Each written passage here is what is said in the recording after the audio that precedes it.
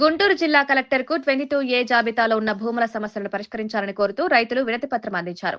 ఈ సందర్భంగా జిల్లా రెవెన్యూ అధికారి ఖాజావలి తదితర అధికారులు ప్రజల అర్జీలను స్వీకరించి రైతు సమస్యలను అడిగి తెలుసుకున్నారు. భూ సంబంధిత సమస్యల పరిష్కారానికి తగిన చర్యలు తీసుకుంటామని అధికారులు భరోసా ఇచ్చారు. రెవెన్యూ క్లినిక్స్ లో భూ సమస్యల పరిష్కారం కోసం ఏర్పాటు చేసిన ఫిర్యాదు కౌంటర్లకు రైతులు పెద్ద సంఖ్యలో వచ్చారు. భూములకు సంబంధించిన రెవెన్యూ అంశాలు, రిజిస్ట్రేషన్ సమస్యలను స్థానిక తహసీల్దార్కు నివేదించారు. తమ సమస్యలను వివరించి న్యాయం చేయాలని అభ్యర్థించారు. 2017 వరకు కూడాను మాకు రిజిస్ట్రేషన్ చేశారండి.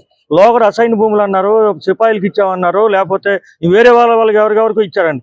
వాళ్ళు అమ్ముతుంటే మేము కొనుక్కున్నామండి. మేము కొనుక్కుందా 2017 ఇది అసైన్ భూమి, ఇది పనికిరాదు అన్నారండి. అంతకు ముందర రిజిస్ట్రేషన్లు చేశారండి, బ్యాంక్ లోన్లు ఇచ్చారండి, తర్వాత పాస్బుక్లు ఇచ్చారండి. దాని కింద ఏ విధమైన రుణాలు తీసుకుంటాను కూడా బ్యాంక్ వాళ్ళు ఎవరు అడ్డం పెట్టలేదండి. తర్వాత వచ్చేసరికి 2015 నుంచి ఇది అసైన్ భూమి, మీది కాదు చుక్కల భూమి అని చెప్పేసి పక్కకు నెట్టేశారండి. అలాంటప్పుడు మేము ఏం చేయాలి మాకు అర్థం కావట్లేదు. ఇది మా తల్లిదండ్రులు ఏదో రూపాయి అర్ధ రూపాయి ఇచ్చేస్తే మేము కష్టపడి కొనుక్కున్నాం. అది కొనుక్కునేది ఈ రోజు మా పిల్లలకి ఇవ్వడానికి కనీసం పిల్లలు పెళ్లిళ్ళు చేయాలన్నా కూడా మా దగ్గర రూపాయి లేదు. మాకు ఉందా ఆధారం అదేనో. ఏం చేయాలో మాకు అర్థం కావట్లేదు. అది మేము లోగడ మంగళగిరిలో అర్జీలు ఇచ్చామండి, ఇక్కడికి వచ్చి అర్జీలు ఇచ్చామండి, పోయిన వారం కూడా వచ్చి అర్జీలు ఇచ్చేసాం. ఇప్పుడు ఎంఆర్ఓ గారు అంటున్నారు మీకు ఇదిగోండి ఇక్కడ అర్జీ నెంబరు సబ్ కలెక్టర్ గారు పంపించింది, ఇదిగోండి 6 నెలలు అయిందండి సబ్ కలెక్టర్ గారి దగ్గర పంపించి. సబ్ కలెక్టర్ గారిని అడిగితే నా దగ్గరికి రాలేదు అని అంటున్నారండి. ఈ అర్జీ ఎవరు ఇచ్చారో మీరు మీడియా మిత్రులు మీరు చూడొచ్చండి. మీ అర్జీ నెంబర్ దీంట్లో కూడా అన్ని ఉన్నాయి. మరి దీనికి ఏం చేయాలి? సాగు చేస్తున్నామండి 80 నుంచి మేము కొనుక్కున్న 1985లో కొనుక్కున్నామండి మేము భూమిని. అక్కడి నుంచి రిజిస్ట్రేషన్ అవుతూనే వచ్చినాయండి. వచ్చిందా 2017లో ఆగిపోయినాయండి. 2017 మరి ఇప్పుడు అసైన్ ల్యాండే గవర్నమెంట్ భూమి రిజిస్ట్రేషన్ ఎవరు చేశారండి? ఎందుకు చేశారు? ఏ విధంగా చేయగలిగారు రిజిస్ట్రేషన్లు?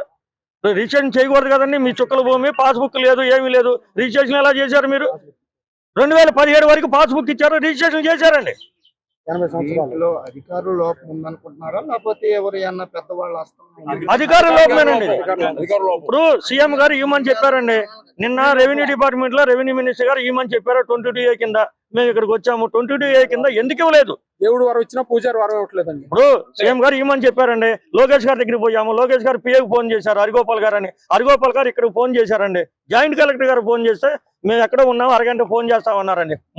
మూడు సార్లు వెళ్ళామండి ఆయన దగ్గరికి. ఆయన 3 సార్లు ఫోన్ చేస్తే ఏదో ఒక వంక చెప్పడం వెళ్ళిపోవటం. ఇప్పుడు వచ్చామండి. ఇవాళ మళ్ళీ మీటింగ్, సీఎం గారి మీటింగ్ వెళ్ళామంటున్నారు.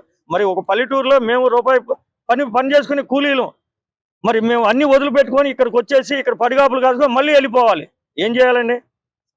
ఈ సమస్య పరిష్కారం మాకు త్వరగా ఇచ్చేసి 22Aలో పెదవూర్లపూడి గ్రామంలో ఎవరెవరైతే రైతులందరూ ఉన్నారో వాళ్ళందరికీ న్యాయం చేయమని మీడియా మిత్రుల ద్వారా గవర్నమెంట్ వారికి వేడుకుంటున్నాం.